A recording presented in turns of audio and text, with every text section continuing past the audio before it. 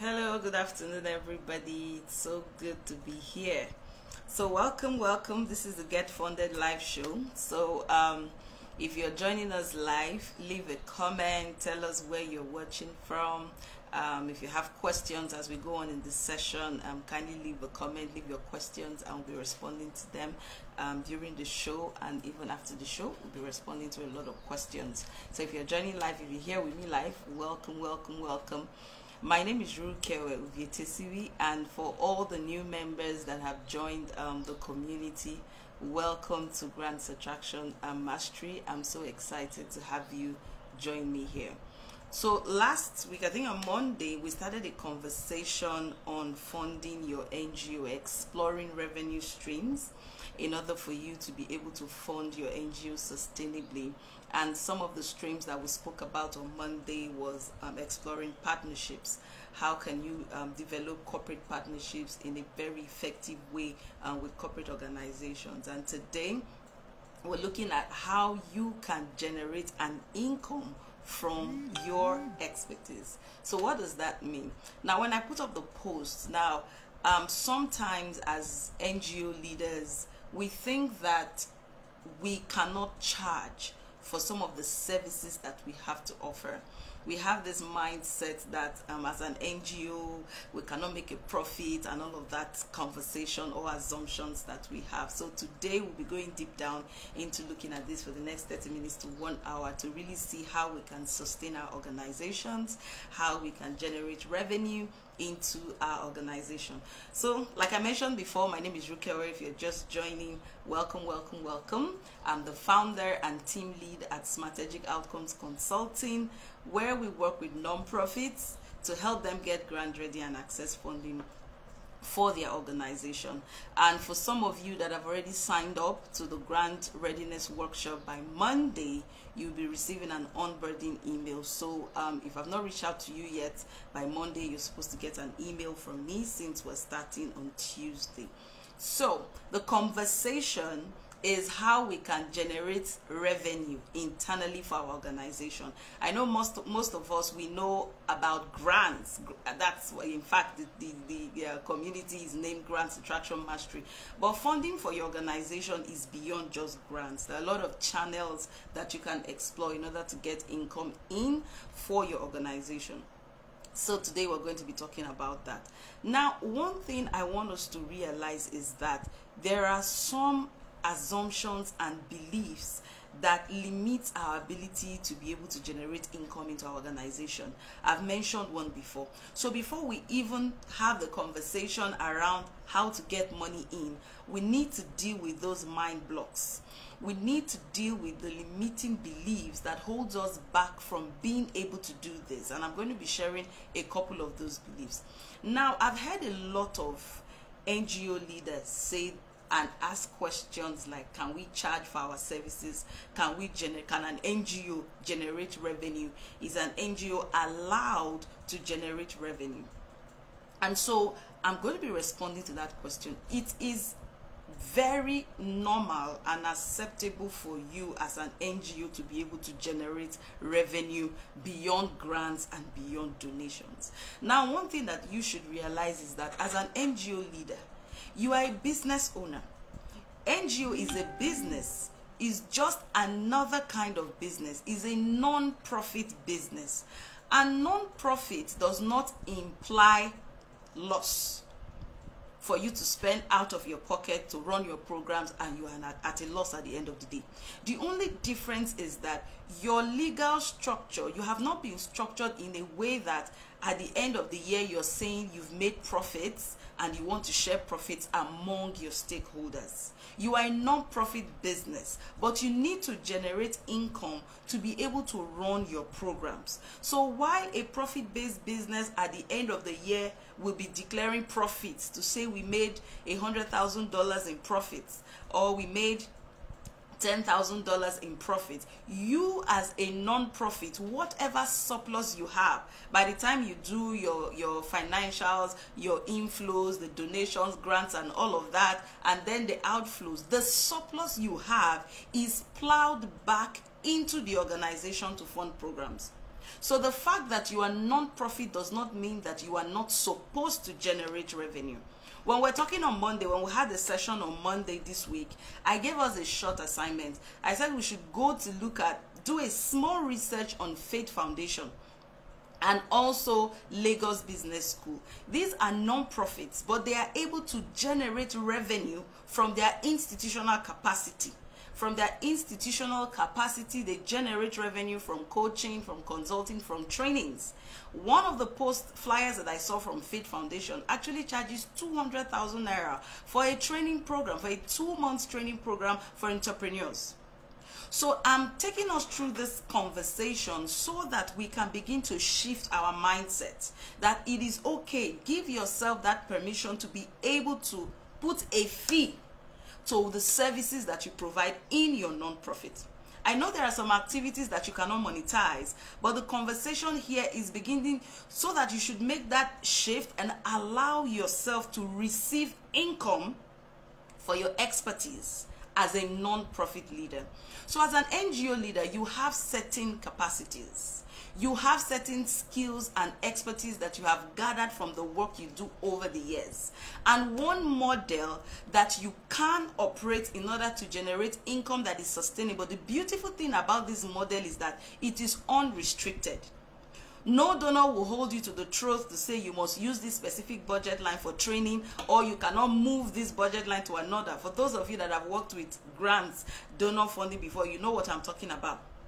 If the budget that you have agreed to work with the donor says this $10,000 budget line is for hotel accommodation, you cannot move it to another activity. So it's restricted. Every dollar is tied to a specific activity that you cannot change. Even when something arises in the community and you need to do another activity that is outside of the scope of that particular contract, you cannot do it. But with unrestricted funding from the income that you are able to generate internally, you can get creative with your programs. You can get creative with the services that you offer. So the first thing we need to do is to shift our mindset from that level of I cannot earn a fee, or as an NGO, I cannot charge my beneficiaries, I cannot charge participants, I cannot collect money from participants. No. Right now, the advocacy is for social impact leaders to begin to shift from a traditional charity and humanitarian organization into a social enterprise model. A social enterprise thinking where you see yourself as a social innovator, creating solutions, and you can earn an income and revenue. You can generate revenue from what you are doing. You can put a fee to the services, to the programs that you offer. So today, what we're looking at here is for categories of NGO leaders that have a specific skill or expertise. Now, for some of you, you do a lot of trainings in the work you do, your project, you do trainings, you create handouts, you create materials. Now, all of these things that you do, all of these assets that you create can be monetized. For me, that is the model I'm currently running on. I charge a fee, I place a fee on some of my services. If you want to work with me one-on-one, I have a 6-month coaching program, the workshops, there's a fee to it and all of that. So this particular model can be utilized as an NGO for you to generate income to sustain your organization.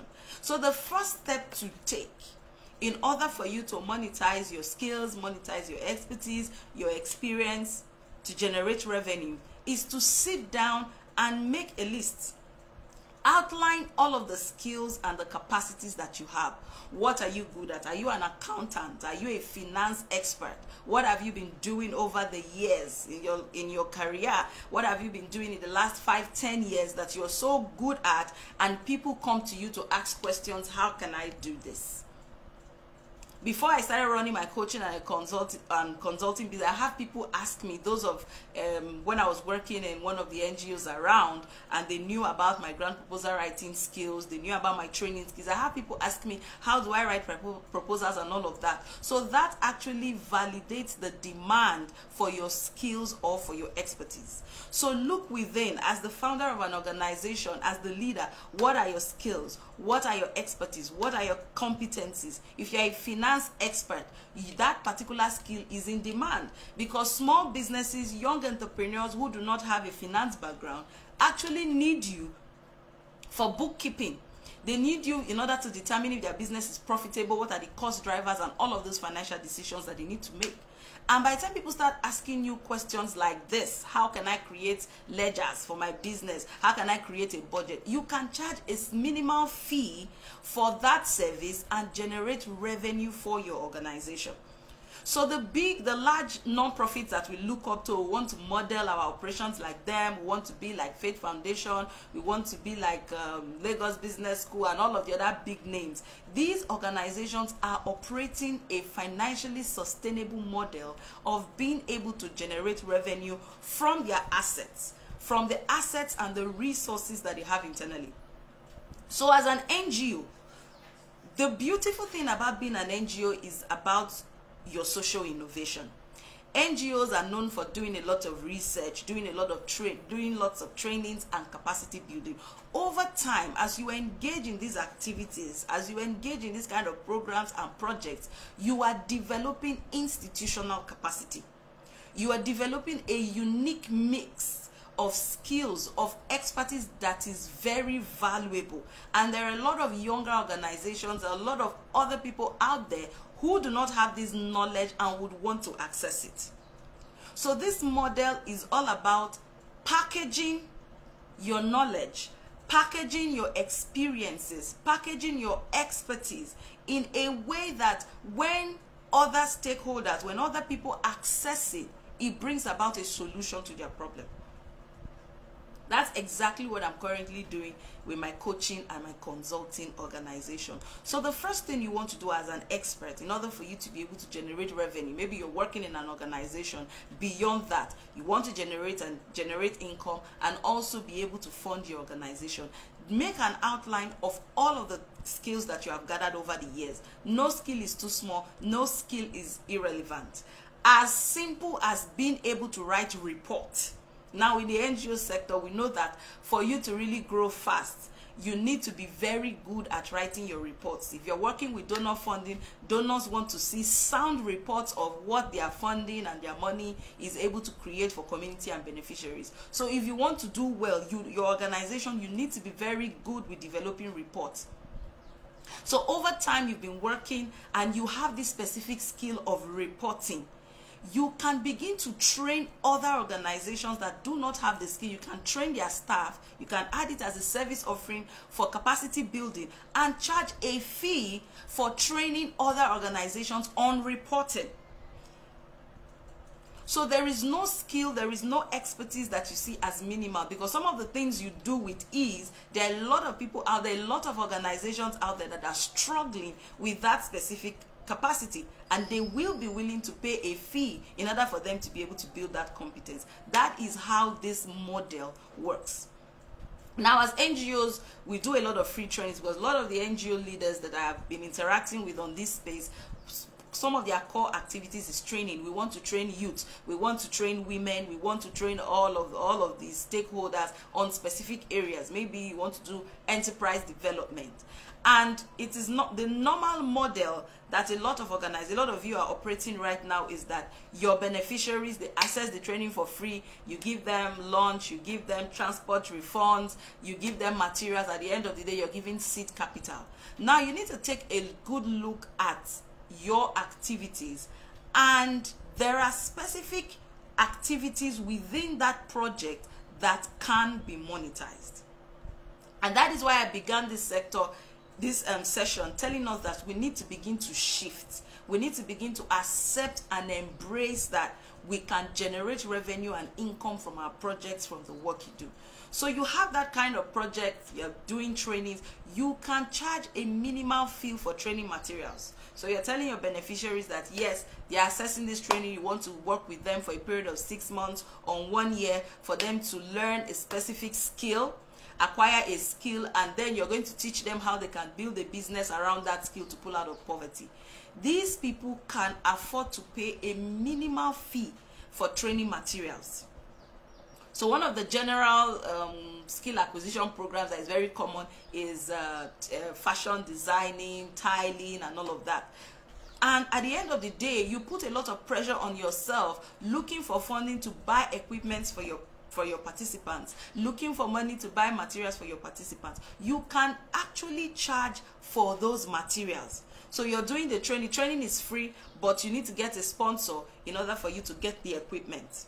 The training is free, but the value of the equipment, you can tell your participants that they are paying it over time for a period of 6 months, for a period of 1 year, they can pay for their materials. You can also give them either paying upfront 50% subsidy. So if you're meant to give them sewing machines and all of that, that is valued at, let's say, $750 for the materials, you can say, okay, because you have gone through this training, the support we're providing for you is that you only pay 50% of the equipment, while the NGO will take care of the other 50%. So these are different models, different channels that we can retweak our projects in order for us to generate income, in order for us to reduce our costs and the burden of looking for funding for our organizations. So back to the conversation of expertise. So sit down and itemize. That was the thing I did 2 years ago. I sat down and I wrote down all the skills, all the expertise, all the things I'm good at. Okay, I can write reports, I can write proposal, I can train, I can teach, I can create slides. Everything you know how to do that is relevant to your career. Itemize everything and look at that list closely and ask yourself, what problems can this skill solve?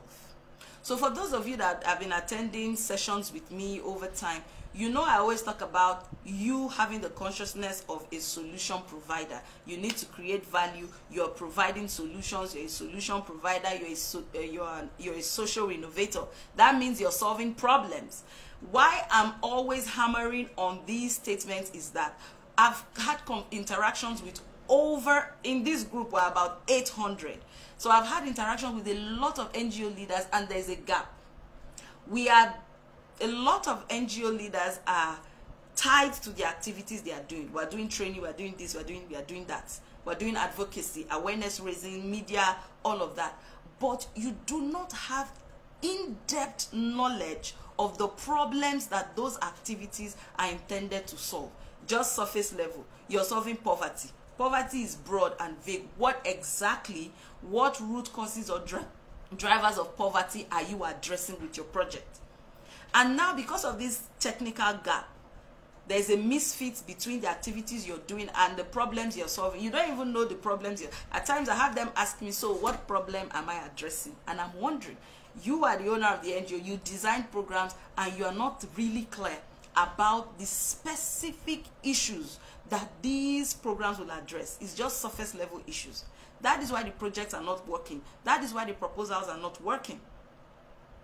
So by the time you itemize your skills, you need to be able to map. You need to map these skills and expertise that we are good at in this NGO. These things that I have mastery of as an NGO leader, what problems do they solve? Because what people we pay for, they are not just paying for your knowledge. They are not just paying because you know how to train, because they will pay because the information you're sharing or the resources you're sharing with them solves a specific problem that they have.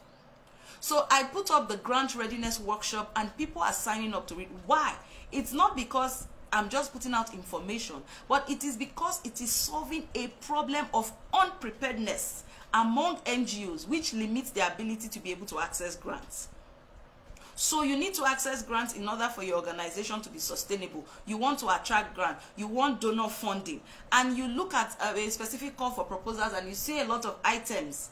You need to have this, you need to have SCOOM, your operational policy, your board, and all of those requirements. Then even when you open the form for the narrative, the kind of questions that the donor is even asking, you're thrown off balance. You don't even know where to start. That is because you lack that capacity. It is a problem. So when you decide to sign up to the grant readiness workshop, it is because I have communicated to you that the workshop is going to take you through a process to bridge that gap, for you to be able to get your organization ready and also create proposals that are fundable to access grants. So grant readiness workshop as a solution meets a problem, addresses a problem. So for you to be able to generate income from your expertise as an NGO leader, you must be able to map these skills to the specific problems that these skills can solve. So it's not about coming online to share your knowledge, but you are able to clearly articulate the problems and the challenges that that knowledge will solve, so people can find it valuable and pay for it to generate income into your organization. So if you're watching, leave a comment. If you have questions, leave a comment. Thank you all for all of you that I can see online with me. So that is the first step you need to do. Itemize your skills, itemize your capacities, your expertise, and then clearly define the specific problems that these, I call them assets. These are your assets, whatever you know how to do, whatever experiences that you have gathered, because each and every one of us, we have unique experiences. So even as an expert, even if there's someone out there teaching grants, I know there are other coaches that teach grants and all of that, our experiences in the sector is different. Our approach to it is different because of how we have applied our expertise over time. So it makes your own approach to whatever you're going to be bringing to the marketplace unique. So that's step one. Then step two, who is this skill and this problem relevant for? So what I'm sharing now is practically what I did to bring myself up to this point. Over time, the little steps that I've taken to be able to define and position myself from all the skills and the experiences I have. All right. So the next step, now that you are clear about your skills, you're clear about your experiences, you're clear about the problems that all of this can address, sit back and clearly do more like a stakeholder mapping. For some of you on this call, you know what that is. You do a stakeholder mapping. Who are you mapping? You are identifying the specific people who are currently experiencing these problems that your skills can address. So let's say, for instance, over time as an NGO, you have built strong capacity in policy advocacy. You are known. You are very good in research, doing a lot of research, creating policy briefs, engaging with high-level government stakeholders to create significant changes in policies. That is a high value capacity as an organization, and you can generate revenue from that by training other organizations to be able to do what you do and even charge a minimal fee. Now I know there's this conversation within the sector, larger organizations need to mentor smaller organizations, but the truth is this: the NGO sector is a sector that is known for training. In fact, I've lost count of the number of trainings that I've attended over the years working in NGOs. Every year, lots of trainings that you go to. And these trainings are offered for free. But sometimes I want to ask you critically and objectively, these free trainings you attended, how many of you go back to deploy what you have learned in your organization? We are clamoring for more trainings, more free trainings and all of that. The same thing applies to the beneficiaries we work with. We give them trainings for free. We give them resources for free. We give them skill acquisition, teach them how to set up businesses, give them seed capital. Objectively, how many of them are able to start the business? It's a mindset thing. All right. So if you're an organization, you have that capacity, it's something you're good at policy advocacy, you can create a training program for other social impact leaders and charge a minimal fee to generate income. You can charge as much as you want anyway. But the conversation is that you need to look deeply at the activities you're running. There are activities within your projects that can sustain themselves. I'm currently attending a mentorship program with someone very high level. And I paid for that program, irrespective of the fact that she's a social entrepreneur, and one of our goals is to ensure that she's able to support African businesses to come to the global stage. But you have to pay for it, because you will take it more seriously and you'll be more committed and you will get results. Apart from that, in order for us to be able to participate in the mentorship, there are costs that go into it. So for the activities you run as an NGO, these activities don't run on water or run on air. You do trainings and you have to get a caterer to provide refreshment. It costs money. You do trainings for women. You have to pay for a venue. It costs money. So we cannot just be running on cost, gathering expenses everywhere, and then we're not opening up channels to recoup those money back even before we get a grant. So grants can help you scale. Grants can help you do a lot and reach, higher number of beneficiaries. But before, what happens in between when you don't get a grant? Apart from that, organizations that are more attractive are organizations that are able to generate revenue through multiple streams, not just only one source, grants. They're able to have corporate partnerships that take care of some of the services that you render. So for instance, you can partner with the service provider. Internet service provider is just subsidizing the rate of your calls, your recharge cards, internet and everything. Is supporting you with that. Maybe you have a relationship with them, and that's your corporate partnership. So the thing is, we are focused on money. When we're looking at funding, we're saying just the money part, but there are other in-kind contributions that can come into our organizations to support us.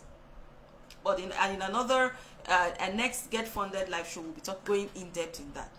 So begin to form that, get that awareness and that consciousness that you are an entrepreneur, social entrepreneur. You're running a social enterprise, you're a social innovator, and you need income and revenue to sustain the amazing work you do. I must put it to you, all of you are doing amazing work, creating value for communities. But for that value to be sustained, you need money. And for that money to come in, you need to get creative. Before conversations of grants, even while you have grants that are running, we know that grant is restricted. There are specific budget line items that money must be used for. There are some grants that they will tell you outrightly, we will not pay salaries. So how do you pay your staff? There are grants with strict criteria that tells you we don't take care of admin costs. So anything like generator, utilities, light bill, rent is not allowed under this budget. But you have an office that you have rented. You have employees that you pay. And you know that in projects these days, the number of staff that you can put in them is quite limited. So you have 5 employees, and in your project you only have 2 people. How do you pay the other staff? So that's why you need to open up channels for unrestricted funding. And one good way is operating this model that I've been talking about. Look at Faith Foundation, look at Leap Africa, look at LBS, all the other larger organizations. They are charging for their programs, and you need to begin to do the same thing. As a social entrepreneur, you need to give yourself permission to get money for the work you do. Now, there are certain activities that you cannot monetize. Something like advocacy. You cannot go to the office of the SSG and then tell him to pay for that advocacy visit. But when you look critically at the activities you currently run, some of them have already given us ideas. You're doing skill acquisition. Charge a minimal fee. So instead of saying you're doing training, 6 months training for women, let them pay 2,000 naira. Let them pay 5,000. Let them pay 10,000 for 6 months. These women buy wrappers at the end of the day. They buy wrappers. They spend money on other things. Even people that are living below the poverty line, they still spend $1 or $2 on 1 or 2 things. Depends on their priorities. So when we give all these things free, running NGO, training, at the end of the day, you see that only a small percentage of our participants are really utilizing the support that we give to them. They're not committed to the process. So if you're involved in a lot of training, because I know NGOs, we do a lot of training, begin to look at what part of this training can we charge something for. We can say, okay, the training is free, but you have to pay for your training materials. The manual, if you're doing catering, some of you support them with aprons, buckets, this and that. Let them pay for those things, or let them buy theirs in order for you to reduce your cost. All right, so looking at your skills again, you've been able to identify your skills, you've been able to identify the problems that your skills can address. Then you've been able to map out the stakeholders that are currently experiencing this problem. So if you have a technical capacity of policy development, you're very good at policy research, policy advocacy, and all of that. You have significant evidence of how you have influenced policies, even at the national level. There are other NGOs who are struggling with that specific activity.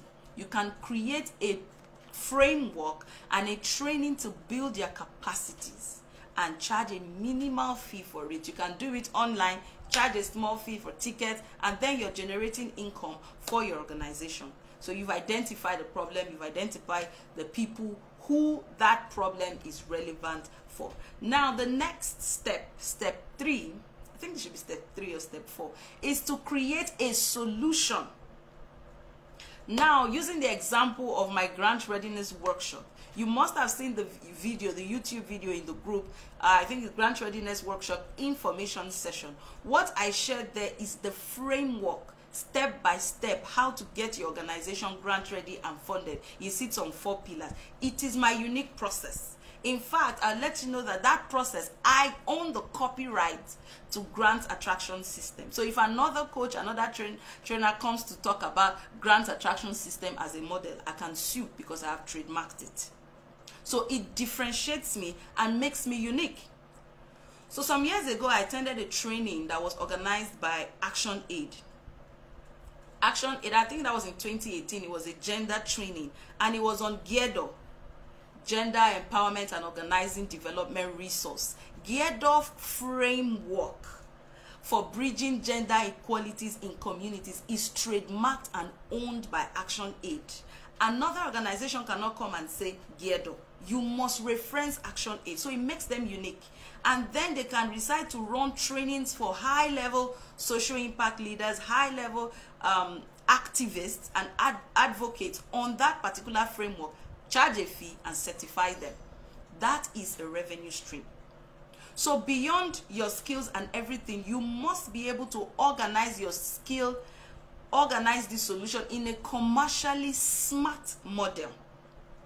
So for those of you that have signed up into the grant readiness workshop, you saw that it was a clear process. When you watched the video, it was a framework with clear pillars: the mindset, program innovation, structure, and positioning. That's the 4 pillars of the solution. That's the grant attraction system. It is a framework that solves a specific problem for a specific category of stakeholders, and these stakeholders are willing to pay to access that solution. That money, the income that you generate from that, you can use it to fund your work, you can use it to fund rent, salaries, and all of that. But you must have that awareness and give yourself permission to be able to do this. Now, some of us, we feel guilty. How can I charge for it? I've met someone, a beautiful, very smart lady, and she said she feels guilty charging for her life coaching program. And I'm wondering, you pay bills. Once a while, you may need to go to the hospital. We know healthcare. Of all the things in this life, healthcare and education is meant to be free. But these are the most expensive amenities to access, even in a continent like Africa. You know how much you go to a government hospital that healthcare is supposed to be free, and you know how much you still pay. So we need to move past that guilt of how can I charge for what I do, because you need to survive. You don't want to go broke, go bankrupt trying to save the world. You want to do it happily. You want to do it from a place of satisfaction and fulfillment. And you know that when you are under financial stress, you cannot do your work with fulfillment. And one of the ways to let go of that stress is to create revenue streams from the work you're already doing, from your expertise. So if you are a finance expert, I'm talking about finance because there's a big market for it, even within the NGO sector, because a lot of NGOs don't have audited financial reports, don't even have functional financial system. You can create simple systems with Excel, create templates, package it with a minimal training, maybe 2 hours Zoom training to work staff how they can use it. You can charge 20,000, 50,000 for it, and you're sustaining your organization with that stream. So I want us to begin to think. Thinking, you see this thing about money comes from thinking. Begin to think. Your skills, things you're already doing, how can you package this thing to be commercially smart and then generate income from it? It is exactly what I'm currently doing. So the grant readiness workshop, I put it at a discount, 50% early bird discount, 24,500 naira. That's my basic program for people who want to work with me. I have 6-figure coaching packages, 7-figure done for you customization packages from my knowledge, expertise that I've gathered in the last 10 years. So you cannot have all this knowledge. NGO people were very knowledgeable people. When we come on radio to talk, everywhere will be shaking. You cannot sit on that knowledge and then not be able to monetize and market what you carry. So in continuation, create a solution. Now, why you need to create a solution is that you want to differentiate yourself in the marketplace, because the marketplace is noisy. Everybody is a coach, everybody is a trainer, and people are coming with a lot of content. So you need to be able to differentiate yourself from the crowd by having a unique model. Now, when I got to find out about this, I attended training with an amazing person, Victor Ekpobasi, and that was where I got to learn about creating unique frameworks from your expertise, making it commercially smart and bringing it into the marketplace. And so that is something that you really need to do.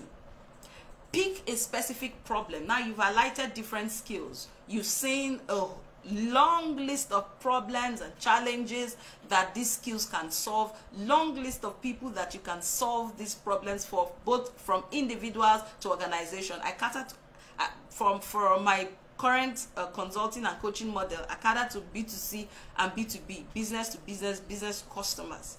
So I have people I work with, individuals, like people that signed into the grant readiness workshop, they are B2C, individual levels. I also have conversations with because it will take a long time for you to now submit a proposal, close the sale, do onboarding and all of that. And the fee is usually higher. You are talking about high-end 6 figures, 7 figures to be able to do that for a period of 6 months or 1 year. So these are things that you can do. You have a long list of people you can work with, long list of the solutions you can provide. Now you look at this long list, because it's not everything that you can bring to the marketplace, and not everything will be really valuable and fetch you sustainable revenue for your organizations. There are high-value problems and low-value problems. This conversation around funding is high value, because anything that has to do with money, anything that has to do with income is high value. So look at it and ask yourself, which of these problems are so critical? Now I'm repeating this. You've done a list of skills, the problems that those skills can address, the people that you can solve these problems for, and then identify hotspots. Identify the ones that have high market value, meaning these are problems that are very critical, that limit the ability of people to reach their goals. For example, what I'm currently doing now, funding. By the time you turn around the bush and see that you are not able to write proposal, the organization is not granted, you've run around for 5 years, you still come back and meet me to join Grant Readiness Workshop or join Get Funded Accelerator, because the conversation about money is the lifeline of your organization, is the lifeblood. Without it, you can't run programs. We all know how critical money is. So you look at this blueprint that you have created. Which ones are high value? Which one will be commercially high market value? And so one way to validate if your solution is in demand is to ask yourself, okay, what do people always ask me about? If you're an expert, one of the ways to know that you're an expert is that people are always asking you questions. How can I do this? How can I write grant proposal? How can I create structure? How can I create profile? How can I design a project and all of that? So they keep asking you these questions. So you see that this question, people are always asking this question. That means there's a gap in the market. There's a capacity gap here, and I'm a solution provider. So the first thing you do is just to slap a small fee on those things. You can say, okay, book a 1-hour strategy session and just put a minimal fee. And as your confidence levels begin to grow in charging, your confidence begins to grow in doing this new model, you begin to raise your prices. As you begin to deliver stronger outcomes and results for the people that come to you, you begin to raise your prices. All right. I always look at LBS as a shining star when it comes to monetizing your institutional capacity. What I mean by institutional capacity, you're looking at it from the perspective of your organization. The organization is not only you, you have staff, you have board members. So the collective expertise of everybody is the institutional capacity. All the research that you have done in the years and all of that, the trainings, all make together your institutional capacity. You can process it, and create a solution that you can monetize. That's what these organizations have been able to do. So when you look at Lagos Business School, for instance, you know they have programs that they charge 8 million naira for. And just to let you know, Lagos Business School is a non-profit just like you. They have programs they charge 9 million. They have programs, 2 days in-person trainings of 300,000, online programs of 250,000 naira. That is a non-profit. To tell you that for you to survive, for your organization to survive, you need to begin to generate income.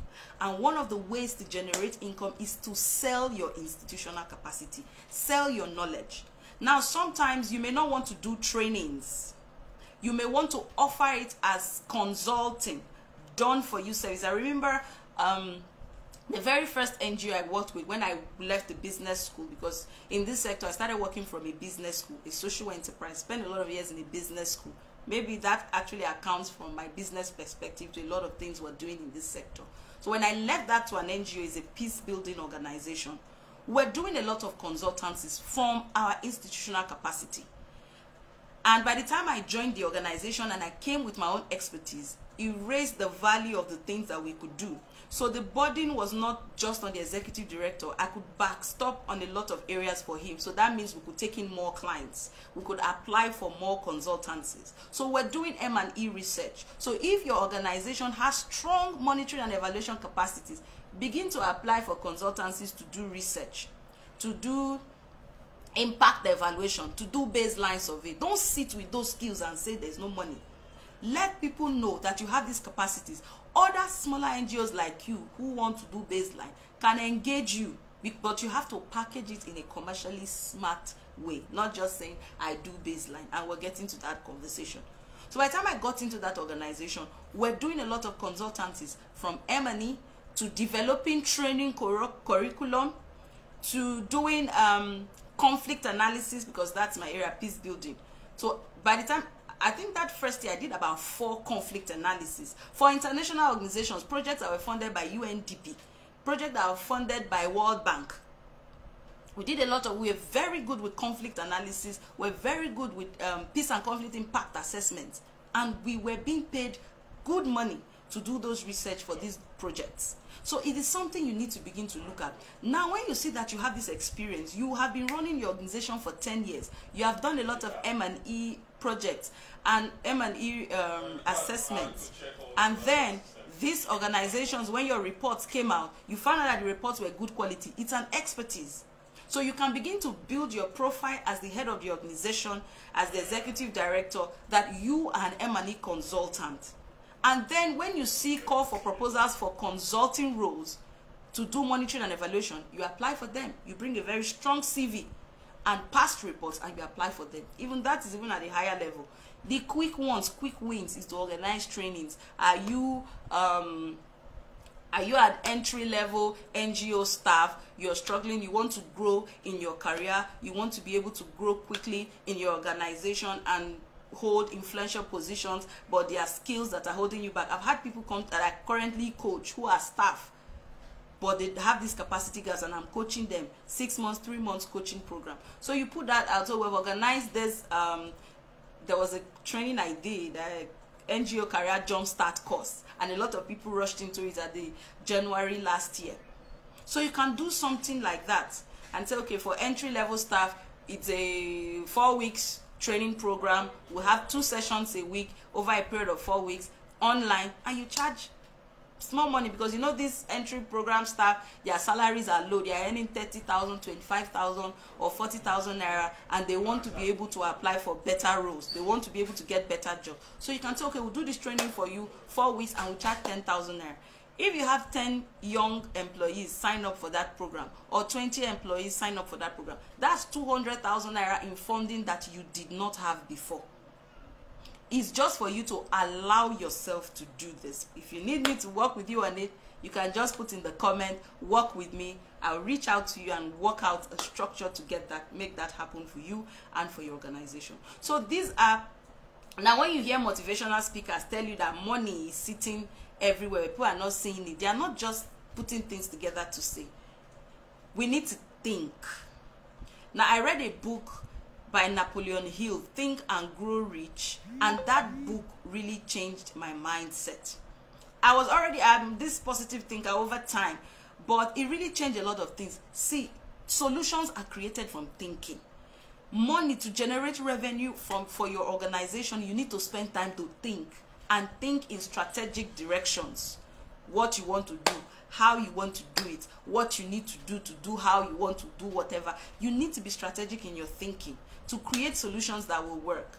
Now, all of these are things I'm sharing. I'm not telling you that it's going to be a walk in the park, that once you just come out in the marketplace, people begin to rush and buy. It takes process.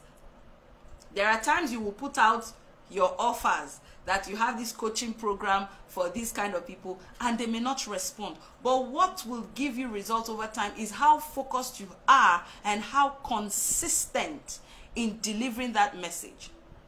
So one thing that unique framework, creating that solution, like the one I mentioned that I developed for myself, the grants attraction system. The grants attraction system is my intellectual property that sits behind everything I do on this space.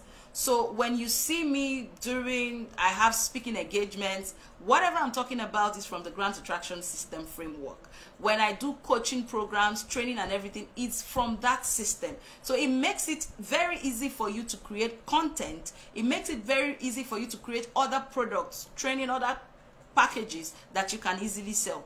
So you don't just pick the skills and the knowledge you have in its raw state to offer. You must be able to refine it and really define what specific problems that this category of people are facing. Why are they in that problem? Craft solutions that we clearly address those specific issues in a results-driven manner.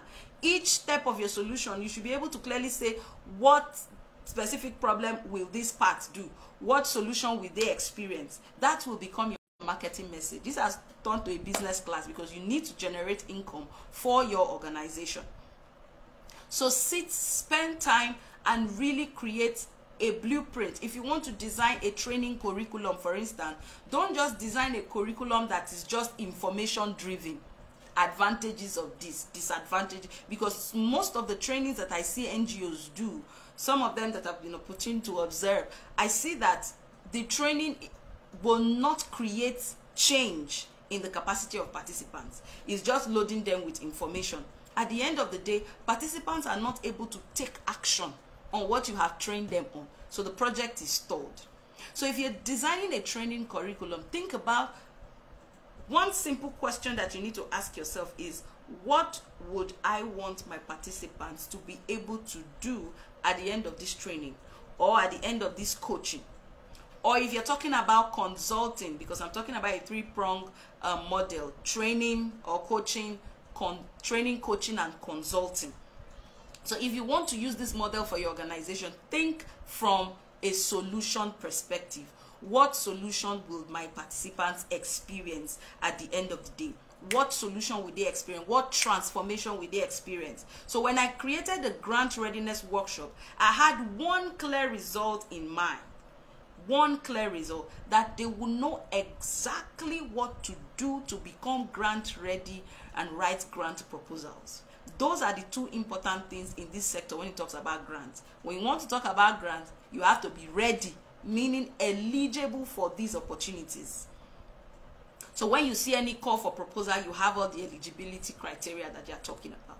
So you have to be ready, and you also have to be able to articulate your project ideas. It's one thing to be grant ready, it's another thing for you to be able to put together what you want to do and present to a funder. These are the two results that the grant readiness workshop intends to create for participants. So it's not a training to just teach. In specific terms, you're coming out with specific actions, specific things to put in place. You become grant ready, and you know how to articulate your ideas and present it in a proposal to write to a funder.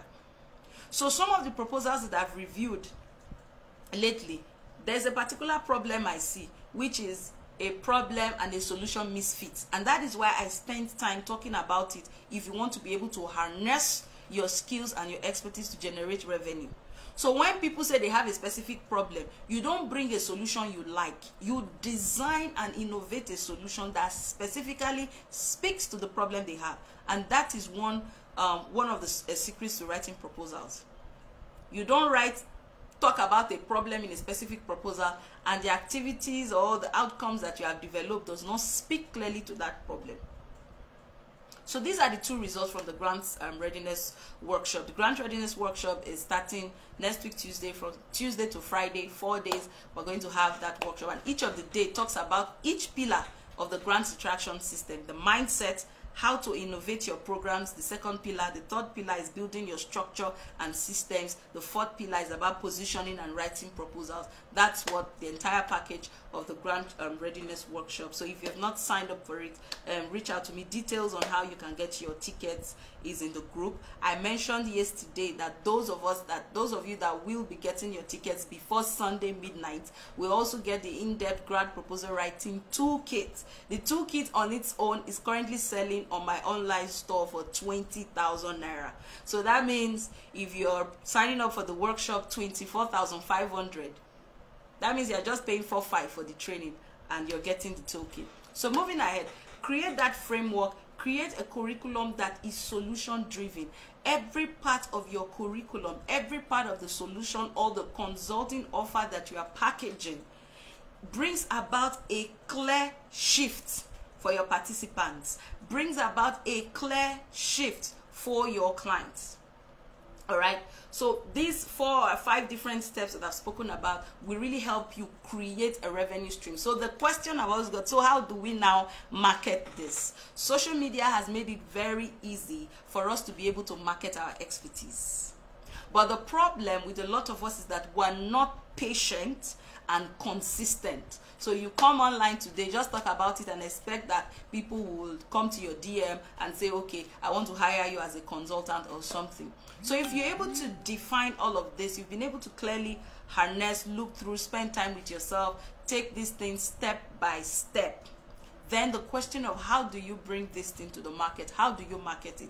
So one of the things I want us to do here, if you're watching this video, some of you have looked at your personal profile and we don't even know what you are about on your personal profile. You have an NGO, there are no details about the programs you run, no details about the work you do on your personal profile. Now that your personal profile, your page, or if you're having a group, these are your digital CVs. Easy for people to go and look you up and know who you are, know about the value you bring to the table, the value you bring to the marketplace.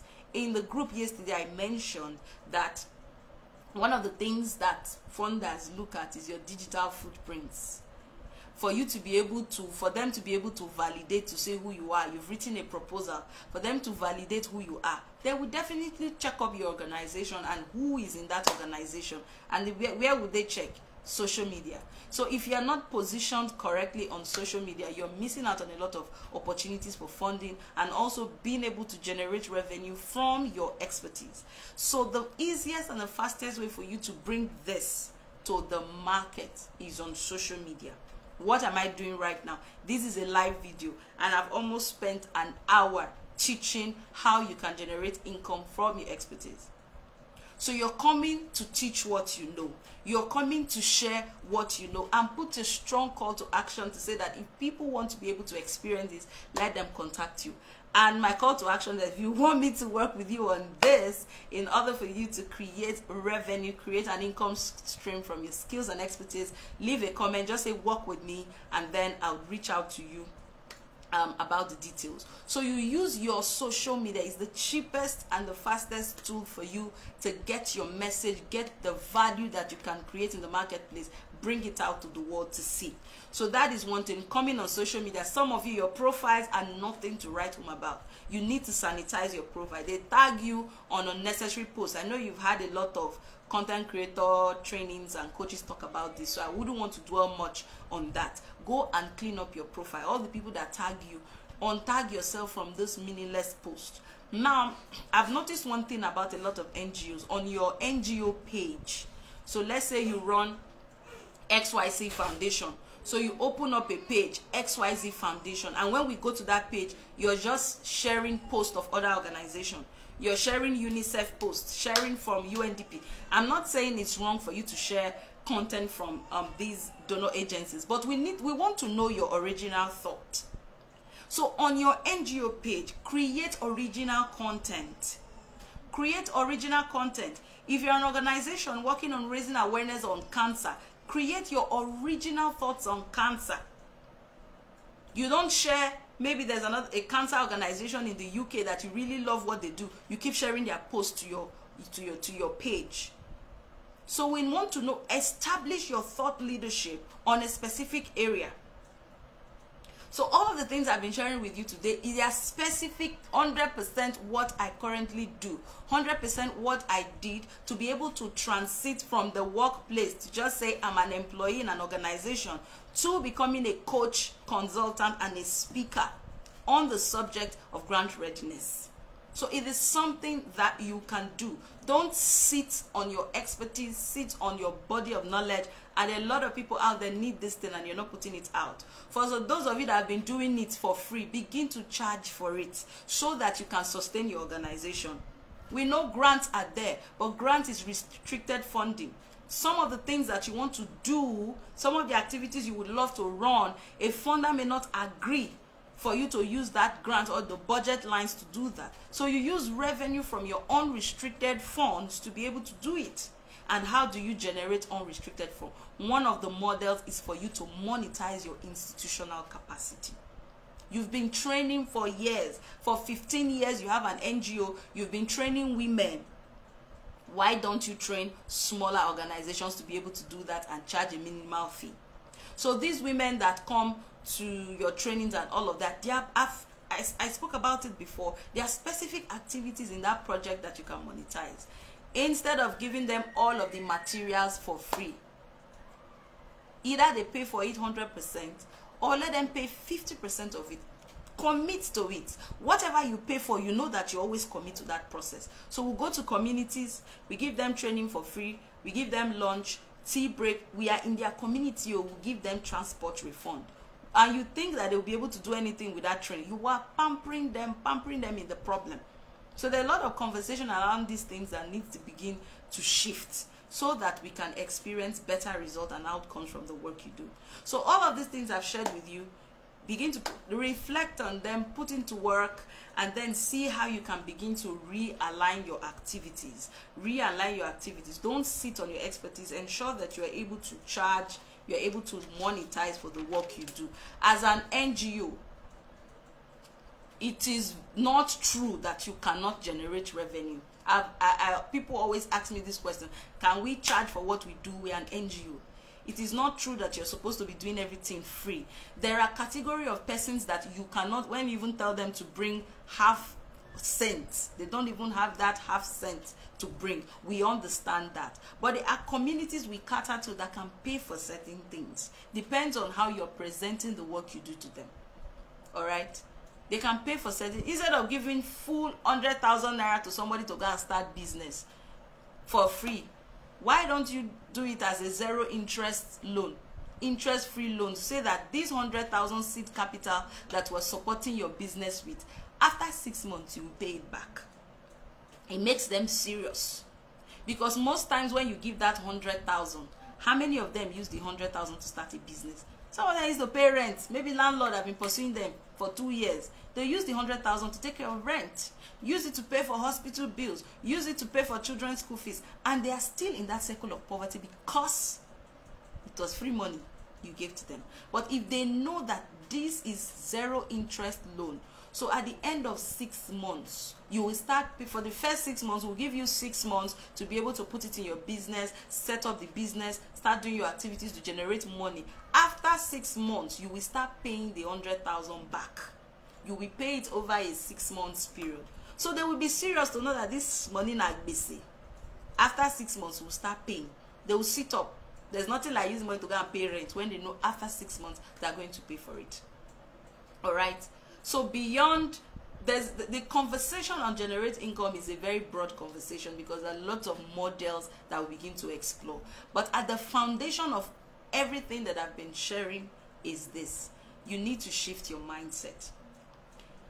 The fact that you're running an a non-profit, an NGO, does not mean that everything should be free and nobody can pay for what you do. It's not true.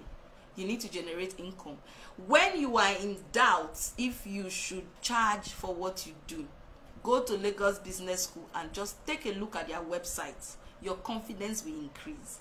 If you ever feel guilty that I'm telling these women to come and pay for 5,000 for their training material, go to Faith Foundation website and check out the accelerator programs and see the fee they charge entrepreneurs, and then find the rest and continue the activity that empowers you.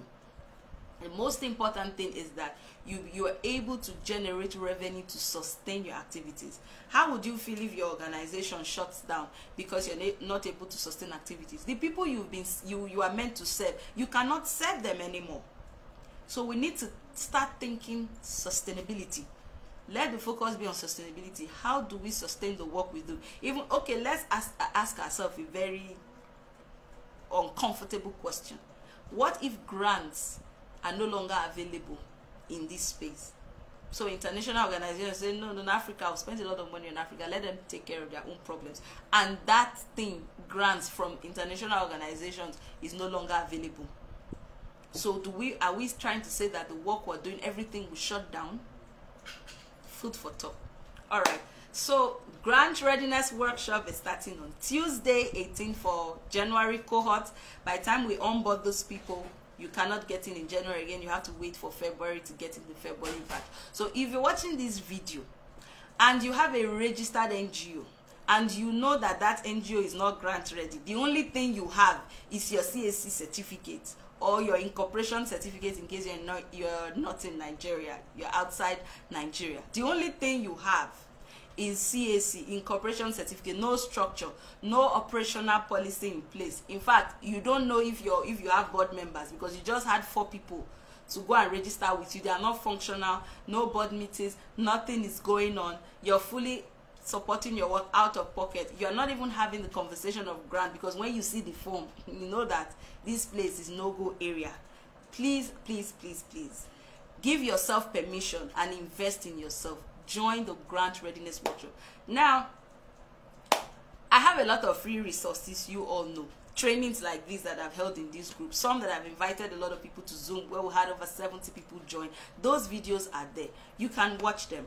But we need to have a deeper experience, and that's why I've created that 4-day workshop. For some of you that are already working with me one-on-one, you know how the experience is at the end of it. You must experience a shift, and then you see critical outcomes happen in your organization. So get in touch. Some of you that have sent WhatsApp message before, complete your payment. You'll get an onboarding email on Monday.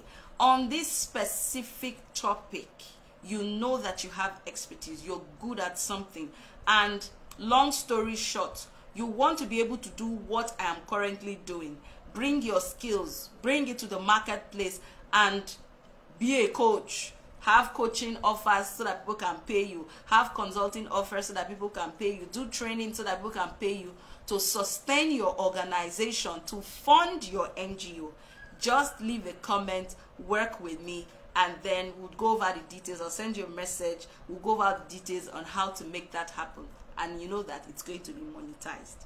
So have a wonderful day. Thank you for joining. If you have questions, I'll be in the comment section to look at the questions that you have. I really do appreciate you coming. So the Get Funded live show streams every Friday by 1 p.m.